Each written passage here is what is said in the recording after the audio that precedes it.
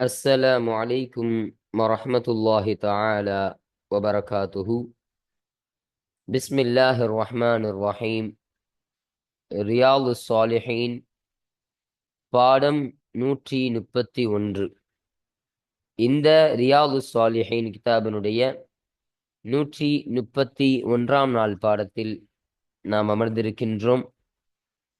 இந்த பாடத்தில் பாபு தக்லீதி உகூபத்தின் மன் அமர பிமஅரூஃபின் வநஹா அன் முன்கரின் வகாலஃப கௌலுஹு ஃபிஅலஹு என்ற இந்த தலைப்பின் கீழ் அமையக்கூடிய ஹதீஸுகளை பற்றி நாம் பேசிக் கொண்டிருக்கின்றோம். அல்ஹம்துலில்லாஹ். நம்முடைய ஜாமியா ரகீப் எஜுகேஷனல் ட்ரஸ்டின் மூலமாக பல தீன் சம்பந்தப்பட்ட சேவைகளையும் பல துன்யா சம்பந்தப்பட்ட சேவைகளையும் நாம் செய்து கொண்டிருக்கின்றோம். இந்த சேவைகள் எவ்வித தொய்வின்றி தொடர்ந்து நடைபெறுவதற்காக நீங்கள் துஆ செய்யுங்கள், இன்னும் ஆதரவு தாருங்கள். நன்மையில் ஒன்று சேருவோம், முந்திக் கொள்வோம். உங்களுடைய நன்கொடைகளை எங்களுக்கு நீங்கள் வழங்க விரும்பினால் எங்களுடைய பேங்க் அக்கவுண்ட் டீட்டெயில்ஸ், வங்கி முகவரிகள் இங்கு கொடுக்கப்பட்டிருக்கின்றது. இது அல்லாமல் இங்கு கியூஆர் ஸ்கேனும் கொடுக்கப்பட்டிருக்கின்றது. இதன் மூலமாக ஸ்கேன் செய்தும் உங்களுடைய நன்கொடைகளை எங்களுக்கு நீங்கள் தாராளமாக வழங்கலாம். அல்லாஹு தஆலா இதன் மூலமாக உங்கள் வாழ்நாளை மென்மேலும் பரக்கத்தானதாக ஆக்கி வைப்பானாக. ஆமீன் ஆமீன் யா ரப்பல் ஆலமீன். இப்பொழுது இந்த ரியாது சாலிஹீனுடைய 131ஆம் நாள் பாடத்துல நம்ம பார்க்கக்கூடிய ஹதீஸ் என்னன்னா, ஒரு ஹதீஸை பற்றி இன்றைய பாடத்தில் நாம் பேச இருக்கின்றோம். அந்த ஒரு ஹதீஸானது நரகத்தில் போடப்படும் ஒருவர் என்ற தலைப்பின் கீழ் அமையக்கூடிய ஹதீஸாக இருக்கு. அப்போ இந்த ஹதீஸ்ல சொல்லப்படக்கூடிய விஷயம் என்னன்னு சொன்னா, இந்த உலகத்துல நன்மைகளை ஏவி தீமைகளை தடுத்து அந்த நன்மையை செய்யாதவரும் அந்த தீமையை செய்து கொண்டிருப்பவரும், அப்படிப்பட்ட ஒரு நபர் இந்த உலகத்துல இருப்பாரா இல்லையா? அப்படிப்பட்டவருக்கான தண்டனை என்ன, அவருடைய நிலைமை நரகத்தில் என்னவாக இருக்கும் என்பதை தெளிவாக சொல்லக்கூடிய ஒரு நிகழ்வை ஒப்பிட்டு சொல்லக்கூடிய ஒரு ஹதீஸாக இந்த ஹதீஸினை ஸல்லல்லாஹு அலைஹி வஸல்லம் அவர்கள் நமக்கு அமைத்து தருகிறார்கள். இப்போ இதுல சொல்லப்படக்கூடிய செய்தியை பாருங்க. ஸல்லல்லாஹு அலைஹி வஸல்லம் சொல்றாங்க, மறுமை நாளில் கயாமத்து நாள்ல ஒருத்தவர் அழைத்து வரப்படுவார். ஒருத்தவரை கூட்டிட்டு வருவாங்க. கூட்டிட்டு வந்து நரகத்தில் அவரை போடப்படும். மலக்குமாரெல்லாம் பிடிச்சி அவர்கள் நரகத்தில் தூக்கி வீசுவார்கள் அந்த நபரை. ஓ, அந்த சமயத்துல அந்த நபருடைய வயிற்றில் இருக்கக்கூடிய அந்த குடல்கள் எல்லாம் வெளியேறக்கூடியதாக இருக்கும். அந்த நரக நெருப்பு பட்டு அந்த நரகத்தினுடைய அந்த சூட்டின் காரணமாக அவர்கள் வயிற்றில் இருக்கக்கூடிய அந்த குடல்கள் எல்லாம் வெளியேற்றப்படும். வெளியேற்றப்பட்டு அவர்கள் குடல்கள் நிறைந்து அப்படிப்பட்ட ஒரு சூழ்நிலையில் அவர்கள் இருக்கும் என்பதை ஸல்லல்லாஹு அலைஹி வஸல்லம். இன்னும் சொல்றாங்க, அந்த நிலையிலேயே ஒரு கழுதை செக்கை சுற்றுவது போல் அவரும் சுற்றி திரியக்கூடியவரா இருப்பார். ஒரு கழுதிய மாதிரி அதே நிலைமையில, அந்த குடல் வெளியே வந்த அதே நிலைமையில அவர் அந்த நரகத்தை சுற்றி திரியக்கூடியவராக இருப்பார் என்று ஸல்லல்லாஹு அலைஹி வஸல்லம் சொன்னார்கள். அப்போ இவருடைய நிலைமையெல்லாம் பார்த்துட்டு, இப்படி கொடூரமான ஒரு அதாபு, ஒரு வேதனையெல்லாம் பார்த்துட்டு, அந்த கூட்டத்தில் உள்ளவர்கள், அந்த நரகவாசிகள் இருப்பாங்களா இல்லையா, பாவம் செய்து அந்த நரகத்தில் வந்தவர்கள்லாம், அந்த நரகத்தில் வந்தவர்கள்லாம் அந்த நபரை பார்த்து கேட்பாங்களாம், இந்த அளவிற்கு நீ வேதனை அனுபவிக்கிறீப்பா, நீ என்ன பண்ண இந்த உலகத்துல, நீ இப்படி என்னதான் பண்ணப்பா சொல்லு. இந்த உலகத்தில் நீ நன்மையை ஏவி கொண்டிருந்தவன் தானே, நீ தீமைகளை தடுத்து கொண்டிருந்தவன் தானே, எங்களுக்கு தெரியும். இந்த உலகத்துல நன்மைகளை ஏவனவன், இந்த உலகத்திலே தீமையான காரியத்தை விட்டு மக்களை தடுத்தவன் என்று எங்களுக்கு நல்லபடியாக தெரியும். எங்களுக்கு நன்காகவே அது புரியும். அப்படி இருந்தும் நீ எதற்காக வேண்டி இந்த நரகத்திற்கு நீ போடப்பட்டாய், எதற்காக வேண்டி இப்படிப்பட்ட அந்த தண்டனை உனக்கு கொடுக்கப்படுகின்றது என்பதை அந்த நரகவாசிகள் அந்த நபரை பார்த்து கேட்கும் பொழுது அந்த நபர் சொன்னாராம், நன்மையான காரியத்தை நான் செய்து கொண்டிருந்தவன் தான், தீமையான காரியத்தை விட்டும் நான் தடுத்து கொண்டிருந்தவன் தான். இப்போ நன்மையை மக்களுக்கு நான் ஏவவும் செய்வேன், தீமையை மக்களுக்கு நான் தடுக்கவும் செஞ்சிருக்கேன். ஆனா அந்த நன்மையான காரியத்தை நான் ஏவக்கூடியவனா மட்டும்தான் இருந்தேன். அந்த நன்மையான காரியத்தை என் வாழ்நாள் நான் எதையும் செஞ்சதே கிடையாது. ஒரு நலவான காரியத்தை மக்களுக்கு நான் செய்ய சொல்லி நான் மக்களுக்கு நலவை நாடி அந்த மக்களுக்கு கற்றுக் கொடுத்து அந்த நன்மையான காரியத்தை நான் அவங்கள செய்ய வைப்பேன். நான் அவங்களுக்கு ஏவி தரக்கூடியவனா இருப்பேன். ஆனா அந்த நன்மையான காரியத்தை நான் எப்பொழுதும் நான் செய்ததே கிடையாது. என்னுடைய வாழ்நாள் நான் செய்யாதவனாக ஆகிட்டேன். இன்னும் அந்த தீமையான காரியங்களை விட்டு மக்களை நான் தடுக்கக்கூடியவனாக இருந்தேன். மக்களுக்கு அந்த தீமையான காரியம் என்னெல்லாம் இருக்குதோ, பாவமான செயல்கள் என்னெல்லாம் இருக்குதோ, அல்லாஹ்வால் வெறுக்கப்படக்கூடிய செயல்கள், அல்லாஹ்வால் தடை செய்யப்படக்கூடிய செயல்கள்லாம் என்னெல்லாம் இருக்குதோ, அந்த அனைத்து செயல்களையும் விட்டும் அந்த மக்களை நான் பாதுகாத்து அந்த மக்களை நான் தவிரச் சொல்லி அவர்களை தடுக்கக்கூடியவர்களாக நான் இருந்தேன். அப்போ அப்படி இருந்த நான் அந்த பாவத்தை செய்யக்கூடியவனாக இருந்தேன். ஒரு பாவத்தை மக்களை விட்டு நான் தடுக்கிறேன்னு சொன்னா அந்த பாவத்தை நான் செய்யக்கூடியவனா இருக்கிறேன். அந்த பாவத்தை நான் விடாமல் நான் அந்த பாவத்தின் பக்கம் தொடரக்கூடியவனாக இருக்கிறேன். நான் உபதேசம் மட்டும்தான் செஞ்சேன், என்னுடைய செயல்பாட்டில் அந்த செயலை நான் கொண்டு வந்ததே கிடையாது என்று அந்த நபர் சொல்லி காட்டி, இதன் காரணமாக தான் நரகத்தில் நான் போடப்பட்டேன், இதன் காரணமாக தான் நரகத்தில் இத்தகைய வேதனையை இத்தகைய கொடுமையெல்லாம் நான் அனுபவிக்க ஒரு காரணமாக இந்த செயல்கள் தான் அமைகின்றது என்பதை அந்த நபர் அந்த நரகவாசிகள் கேட்ட அந்த கேள்விக்கு பதில் கொடுத்த இந்த செய்தியை தான் ஸல்லல்லாஹு அலைஹி வஸல்லம் என்பவர்கள் இந்த ஹதீஸின் மூலமாக சொல்லி தராங்க. இப்போ புரியுதுங்களா? அப்ப இந்த உலகத்துல நன்மையை ஏவி தீமையை தடுத்து கொண்டு அந்த நன்மையான காரியத்தை செய்யாதவரும் அந்த தீமையான காரியத்தை செய்து கொண்டிருப்பவரும் இருப்பார்களா இல்லையா? அத்தகையவர்களுக்கு இத்தகைய தண்டனை தான் கிடைக்கும். அதனால் மக்களே நீங்கள் அஞ்சிக் கொள்ளுங்கள், மக்களே உங்களை நான் எச்சரிக்கிறேன், முஃமின்களே நீங்கள் சுவனத்தை நீங்கள் அடைந்து கொள்ளுங்கள். அப்படி அடைய வேண்டும் என்று சொன்னால் இந்த நன்மையான காரியத்தை நீங்கள் ஏவுவது மட்டும் கிடையாது, தீமையான காரியத்தை விட்டும் நீங்கள் தடுத்து கொள்வது மட்டும் கிடையாது, அதை விட்டும் நீங்கள் தடுத்து கொண்டு அந்த விஷயத்தை அந்த நன்மையான காரியத்தை நீங்கள் செய்யக்கூடியவர்களாக இருங்க, அந்த தீமையான காரியத்தை நீங்கள் செய்யாதவர்களாகவும் இருங்க என்ற ஒரு விஷயத்தை ஸல்லல்லாஹு அலைஹி வஸல்லம் அவர்கள் இந்த ஹதீஸின் மூலமாக நமக்கு ஒரு எச்சரிக்கையாக சொல்லி காட்டுகிறார்கள். அதன் காரணத்தினால்தான் நரகத்தில் போடப்படும் ஒருவர் என்ற தலைப்பின் கீழ் இந்த ஹதீஸினை நாம் அமைத்திருக்கின்றோம். இப்போ இன்றைய பாடத்துல இந்த ஒரு ஹதீஸை பற்றிய தர்ஜிமாவையும் விளக்கத்தையும் பற்றி தான் இன்றைய பாடத்தில் நாம் பேச இருக்கின்றோம். அல்ஹம்துலில்லாஹ். இப்போ நம்ம கிதாபை பார்ப்போம். 198வது ஹதீஸ். இந்த ரியாலு ஸாலிஹீன் கிதாபினுடைய அதில் பதிவு செய்யப்படக்கூடிய அந்த ஹதீஸினுடைய வரிசையின் பிரகாரம் இது 198வது ஹதீஸாக இது இருக்கின்றது என்பதை நமக்கு சொல்றாங்க.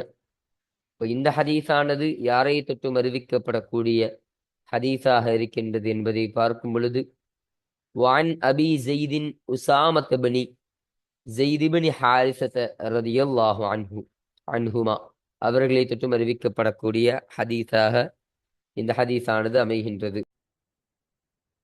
அபூ ஸைத் என்று சொல்லப்படக்கூடிய ஹாரிசா என்பவருடைய மகனான ஸைத் ரலியல்லாஹு அன்ஹு அன்னவருடைய மகனான உஸாமா ரலியல்லாஹு அன்ஹு அவர்களை தொட்டும் அறிவிக்கப்படக்கூடிய ஹதீஸாக இருக்கு. இப்போ இந்த ஹதீஸினுடைய அறிவிப்பாளரான உஸாமத் இப்னு ஸைத் இப்னு ஹாரிசா ரலியல்லாஹு அன்ஹு, இந்த உஸாமா ரலியல்லாஹு அன்ஹு யாருன்னு சொன்னா அவர்களுடைய வாப்பா முதலாவது, அவருடைய தந்தை ஸைத் இப்னு ஹாரிசா ரலியல்லாஹு அன்ஹு அவங்க. இப்ப இவங்க யாருன்னு சொன்னா ரசூலுல்லாஹி ஸல்லல்லாஹு அலைஹி வஸல்லம் அவர்களுடைய ஒரு வளர்ப்பு மகனாக இருந்தார்கள். அப்போ ஒரு சாதாரணமான சஹாபி கிடையாது.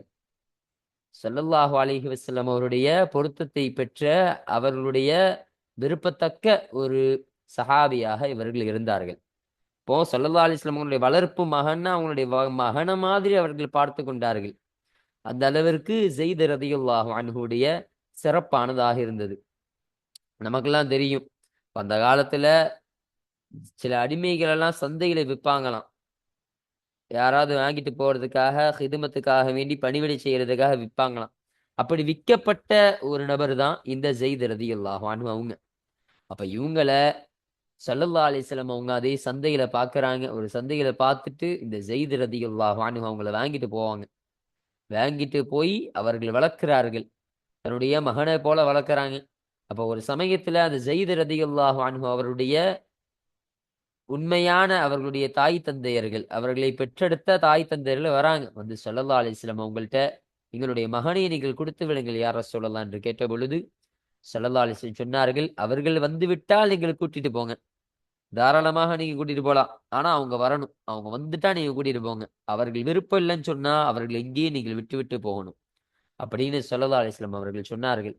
அப்போ அதை கேட்டுட்டு அவருடைய தாய் தந்தையர்கள் 2 பேரும் அந்த ஸெய்த் ரலியல்லாஹு அவங்கள்ட்ட போய் கூப்பிடுறாங்க, மகனே எங்களோடு நீங்க வந்துருங்கன்னு கூப்பிடும் பொழுது அவர்கள் சொன்ன வார்த்தை, ஈருலக தலைவரான ரசூலுல்லாஹி ஸல்லல்லாஹு அலைஹி வஸல்லம் அவர்களோடு தான் நான் இருக்க விரும்புறேன்.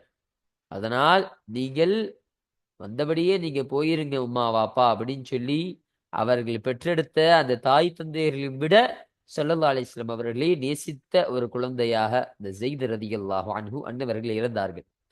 இப்போ அத்தகைய ஒரு சஹாபியாக இவங்க இருக்கிறாங்க. அப்ப ஸல்லல்லாஹு அலைஹி வஸல்லத்துடைய முழு பிரியத்தை கொண்டவர்கள், முழு திருப்தியை கொண்டவர்களாக இந்த ஸெய்த் ரலியல்லாஹு அன்ஹு ஆகியிருந்தார்கள். இப்ப குர்ஆன் ஷரீஃப்ல கூறப்பட்ட சஹாபிகள்ல எந்தெந்த சஹாபி பேர் குர்ஆன் ஷரீஃப்ல கூறப்பட்டிருக்குன்னா, எந்த சஹாபி பேரும் கூறப்பட்டதில்ல. இந்த ஸெய்த் ரலியல்லாஹு அன்ஹு அன்னவர்களை தவிர எந்த ஒரு சஹாபி பேரையும் அல்லாஹு தஆலா குர்ஆன்ல குறிப்பிட்டது கிடையாது. அப்ப அந்த அளவிற்கு ஒரு சிறப்புக்குரிய சஹாபியாக இருந்தார்கள். அப்ப அந்த ஸெய்த் ரலியல்லாஹு அன்ஹு அன்னவருடைய மகனாக தான் இந்த உசாமா ரலியல்லாஹு அன்ஹு அன்னவர்கள் இருக்கின்றார்கள். அவர்களை தொட்டு அறிவிக்கப்படக்கூடிய ஒரு ஹதீஸாக இந்த ஹதீஸ் இருக்கு. ரலியல்லாஹு அன்ஹுமா, அவர்கள் இருவரை தொட்டும் அல்லாஹு தஆலா பொருந்திக் கொள்வானாக. இந்த ஹுமாவுடைய லமீரு ஒன்னு ஸெய்த் ரலியல்லாஹு அன்ஹு அவர்களை பார்த்து போகுது, இன்னொன்னு உசாமா ரலியல்லாஹு அன்ஹு அவர்களை பார்த்து போகக்கூடியதாக இருக்கின்றது என்பதை நமக்கு சொல்லித் தருகிறார்கள். கால, அந்த உசாமத் இப்னு ஸெய்த் ரலியல்லாஹு அன்ஹு சொன்னார்கள், சமிஅத்து ரசூலல்லாஹி ஸல்லல்லாஹு அலைஹி வஸல்லம், அல்லாஹ்வுடைய தூதர் ஸல்லல்லாஹு அலைஹி வஸல்லம் அவர்களிடத்திலிருந்து நான்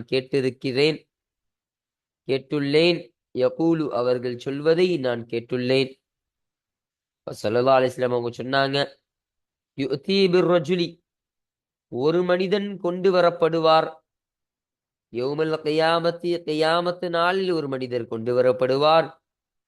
யுல்கா ஃபின்னாரி, நரகத்திலே அவர் போடப்படுவார் என்று ஸல்லல்லாஹு அலைஹி வஸல்லம் சொன்னாங்க. ஒரு மறுமை நாள்ல ஒரு மனுஷனை கொண்டு வரப்பட்டு அவரை தூக்கி நரகத்துல போடப்படும். நரகத்தினுடைய வாயிலில் அவர்களை போடப்படும் என்று ஸல்லல்லாஹு அலைஹி வஸல்லம் சொல்றாங்க. அந்த சமயம் ஃபதன் ஃபதந்தலிகு அக்தாபு பத்னிஹி, அவருடைய வயிற்றின் குடல்கள் வெளியேறிவிடும். அப்போ அந்த சூடான அந்த வெப்பமிக்க அந்த நரகத்தில் அவரை போடப்படும் பொழுது அவர் வயிற்றில் இருக்கக்கூடிய குடல்லாம் இருக்குமா இல்லையா, குடல்கள்லாம் இருக்குமா இல்லையா, அந்த குடல்கள்லாம் சரிந்து விடக்கூடியதாக, அந்த குடல்கள் எல்லாம் வெளியேறி விடக்கூடியதாக இருக்கும். குடல்லாம் வெளியே வந்துருமா, அந்த அளவிற்கு கொடுமையான ஒரு அதாபு அவருக்கு கொடுக்கப்படும் என்று ஸல்லல்லாஹு சொன்னாங்க. இன்னும் சொல்றாங்க, ஃபயதூரு பிஹா, அப்பொழுது அவர் அதே நிலைமையில் அவர் சுற்றி திரிவார். கமா யதூருல் ஹிமாரு ஃபிர் ரஹா, ஒரு கழுதை சுற்றி திரிவது போல அவர் சுற்றி திரிவார். ஃபிர் ரஹா, செக்கையில், கழுதை செக்கையில் சுற்றுவதை போல அவரும் சுற்றக்கூடியவரா இருப்பார். ஒரு கழுதை எப்படி சுற்றி திரியுமோ அதே போலயே அவரும் அந்த இடத்திலேயே சுற்றி திரியக்கூடியவரா இருப்பாராம். அந்த குடல் வெளியேறிய அந்த குடல் வெளியே வந்து தொங்கிக் கொண்டிருந்த அந்த நிலைமையிலே அவர் சுற்றி திரியக்கூடியவரா இருப்பார் அந்த நரகத்துல என்று. அப்படி ஒரு கொடூரமான ஒரு அதாப் அவருக்கு கொடுக்கப்படும் என்று ஸல்லல்லாஹு சொன்னாங்க. அந்த சமயம் அப்பொழுது ஒன்று கூடுவார்கள். இலைஹி அவரின் பக்கம் ஒன்று கூடுவார்கள். அஹ்லுன்னாரி நரகவாசிகள் ஒன்று கூடுவார்கள். ஃபயகூலூன எனவே அவர்கள் கேட்பார்கள். இப்ப நரகவாசி எல்லாம் அந்த சுற்றி திரியக்கூடிய அந்த நபரிடத்துல போய் கேட்பாங்களாம்.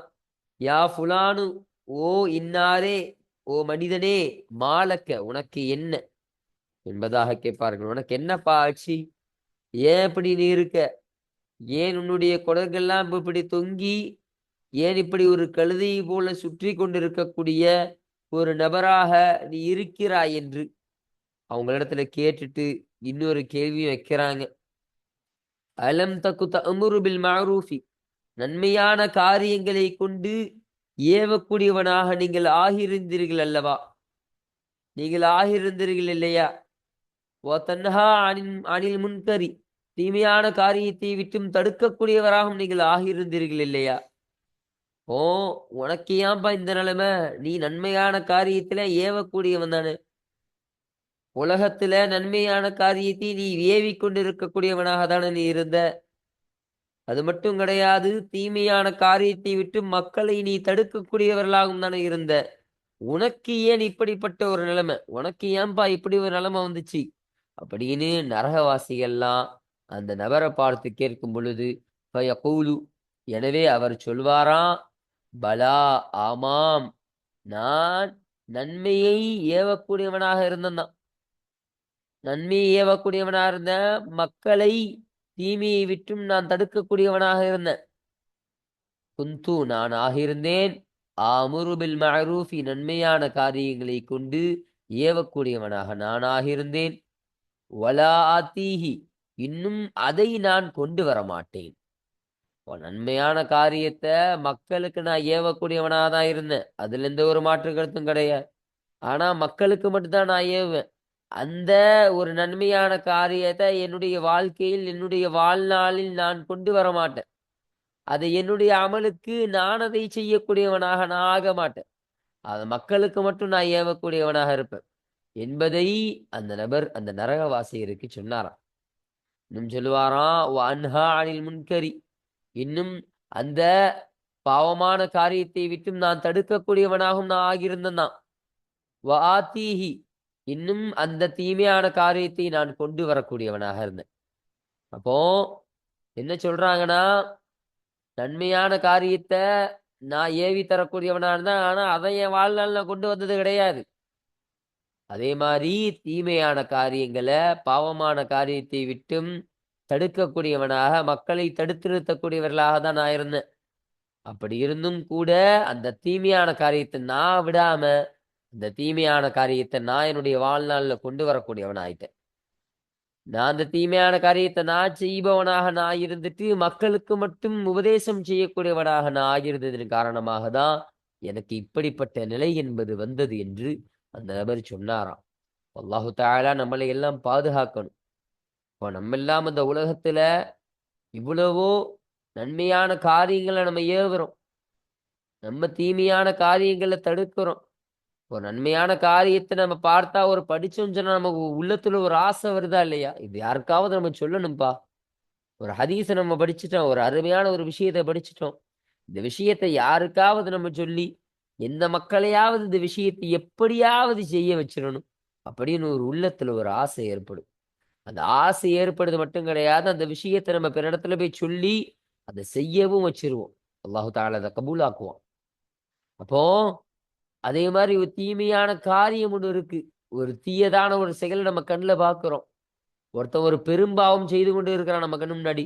ஒருத்தவன் நம்ம முன்னாடி அந்த சாராயம் அருந்தி கொண்டு இருக்கிறான், போதைப் பொருள் அருந்தி கொண்டு இருக்கிறான், ஜினா செய்து கொண்டு இருக்கிறான், விபச்சாரம் செஞ்சுட்டு இருக்கான். இது போன்ற இந்த பெரும்பாவத்தெல்லாம் நம்ம பார்த்த உடனே அவனை நம்ம தடுக்கிறோம்.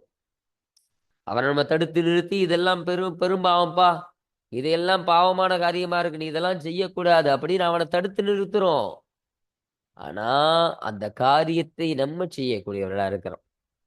அந்த நன்மையான காரியத்தை மற்றவங்களை ஏவருமே தவிர அந்த காரியத்தை நம்ம வாழ்நாள் நம்ம செய்யறதும் கிடையாது. அப்படி அந்த பாவமான காரியத்தை நம்ம தடுக்கிறோமே தவிர அந்த பாவமான காரியத்தை நம்மளும் செய்யக்கூடியவர்களாக நம்ம இருக்கிறோம். அப்படிப்பட்ட ஒரு சூழ்நிலையை விட்டு அல்லாஹு தஆலா உங்களையும் என்னையும் பாதுகாப்பானாக. அப்போ இப்படிப்பட்ட ஒருவருடைய நிலைமை நரகத்தில் இப்படி கொடூரமானதாக இருக்கும். நரகத்தில் இப்படிப்பட்ட வேதனைக்கு அவர் ஆளாகக்கூடியவராக இருப்பார் என்பதை ஸல்லல்லாஹு அலைஹி வஸல்லம் அவர்கள் இந்த ஹதீஸின் மூலமாக நமக்கு அருமையாக கற்றுத்தரக்கூடியவர்களாக இருக்கிறாங்க. முத்தஃபகுன் அலைஹி, இந்த ஹதீஸானது புகாரி முஸ்லிம் இருவராலும் இத்திஃபாக செய்து சேர்ந்து அறிவித்த ஹதீஸாக இந்த ஹதீஸானது அமைகின்றது என்பதாக நமக்கு சொல்றாங்க. அப்போ இதுதான் 198வது ஹதீஸு. இப்போ இந்த ஹதீஸானது இந்த பாபு தக்லீதி உகூபத் என்ற இந்த பாடத்தின் கீழ் அமைவதற்கான காரணம் என்னன்னு சொன்னா, இங்கு சொல்லப்படக்கூடிய முக்கியமான விஷயமே ஸல்லல்லாஹு அலைஹி வஸல்லம் அந்த ஒரு நபருடைய உதாரணத்தை பத்தி சொன்னாங்க. அந்த ஒரு நபர் எப்படியெல்லாம் நரகத்தில் இப்படியெல்லாம் வேதனைக்கு உள்ளாகிறார், அவர் ஆளாக்கப்படுகிறார். எதன் காரணமாக? அவர் இந்த உலகத்தில் நன்மையை ஏவியவர் தான், தீமையான காரியத்தை தடுத்தவர் தான். அப்படி இருந்தும் கூட அந்த செயலை அவர் செய்யாதவராயிட்டார். இந்த நன்மையான காரியத்தை அவர் வாழ்க்கையில் அவர் செய்யவும் இல்லை, தீமையான காரியத்தை அவர் வாழ்க்கையில் அவர் விட்டதும் இல்லை. அந்த காரியத்தை அவர் செய்யக்கூடியவராக இருந்தார்.